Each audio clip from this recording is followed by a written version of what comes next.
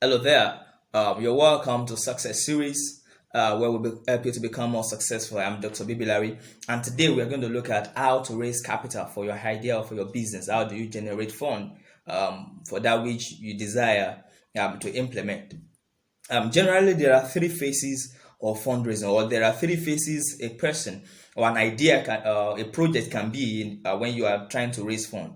You can be at the experimentation phase, you can be at the expansion phase, or you can be at the explosion phase. And briefly, I will explain what I mean by those three phases and how to manage each of them.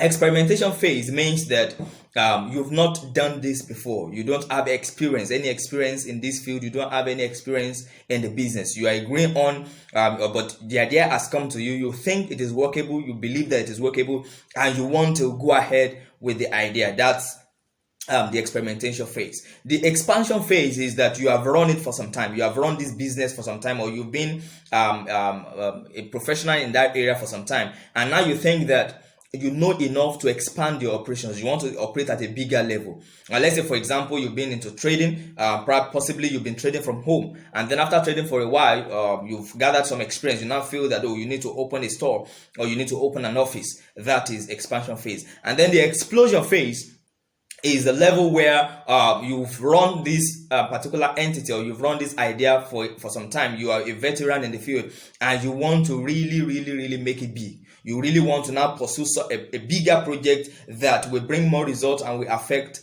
more people. So how do we handle these three phases? It is important to realize that all of us usually go through those three phases, irrespective of which field you are, whether you're in business or you're a professional. Usually you will go through those three phases. So let's start with the experimentation phase. How do you go about the experimentation phase? And I'll give you an example, a biblical story that we are all familiar with to help you understand this phase. And that's the story of David and Goliath. Okay. It is recorded about David that at some point, when he was just a shepherd tending his father's sheep in the wilderness, there were times that he was attacked by a lion, and he killed lions. There were times that he was attacked by bears, and he went after the bears and killed them. Now, that is not even where we're going. The relevance of this story then comes when he wanted to fight Goliath. And the person who was supposed to empower him, or who was supposed to support him in this expansion phase, was King Saul.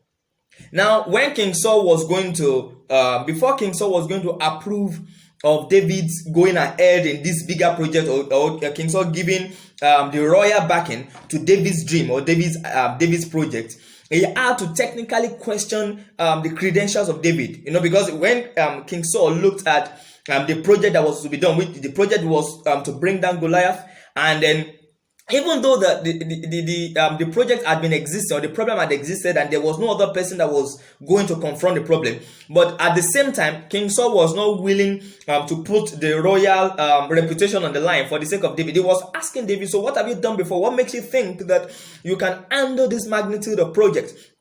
And then David began to say to him that when he was in the wilderness, he had handled a lion before, he had handled a bear before, and because he had done those two, he had handled those similarly difficult cases, he was eminently qualified to handle Goliath. Okay, and then that was the time that King Saul was able to give him royal backing and all the royal support he needed, so that he could go ahead and then confront this bigger project. So the same thing. Now, for the experimentation phase, usually I will say that if you're in Nigeria, for example, and you're just about to start a new idea, you want to start a new project. I believe that there are projects that there are startups that will be feasible, that will need to be implemented. But if you're going to start, I want to encourage you that when you're seeking for funds, don't seek more than between 10,000 to 100,000. Yeah, I know that you have big ideas. You need 5 million, you need 10 million to run your big idea. But you see, in the world of business, particularly when you are starting any project or any idea fresh, except that you've been a veteran in project execution, or you've been a veteran in the business parlance, if this is your first time, please don't invest more than 100,000 naira at the start for your start.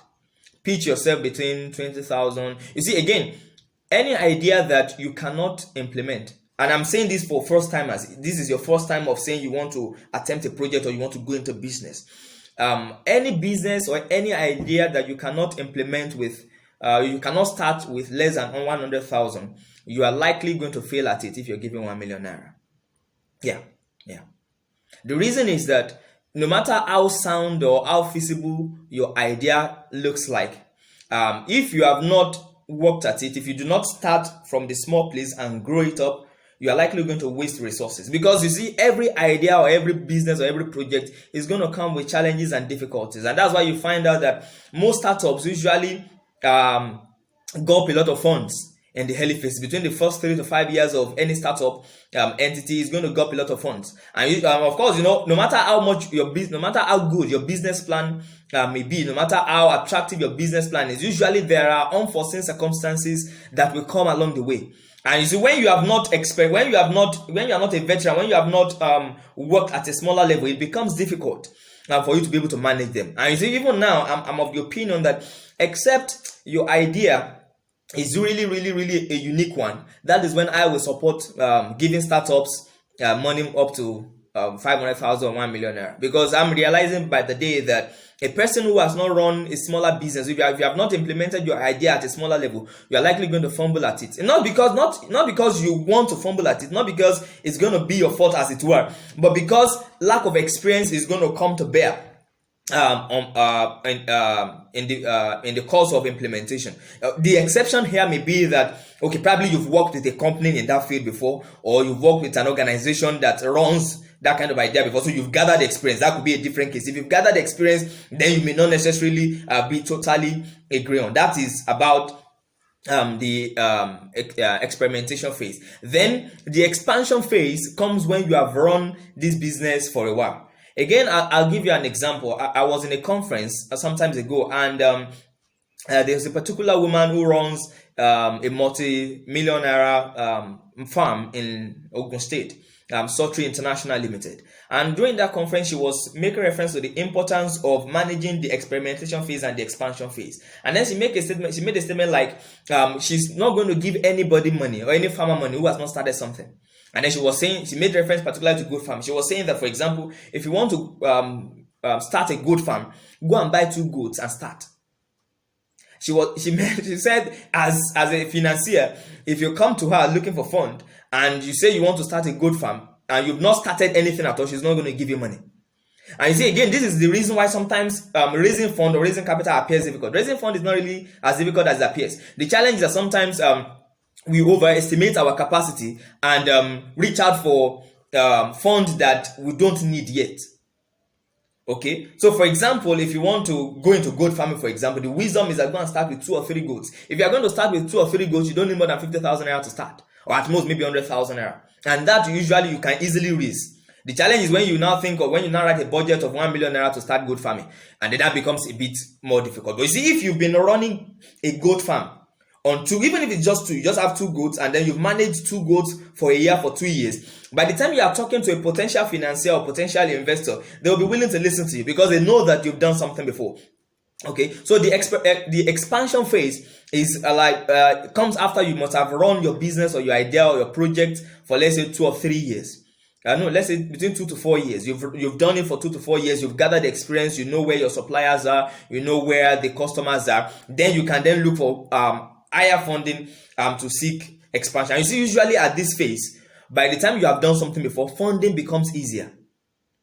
Recently I had to seek fund for a business of mine, and then as I was talking to potential financiers, one of the things that I kept hearing was that they were not ready to finance startups.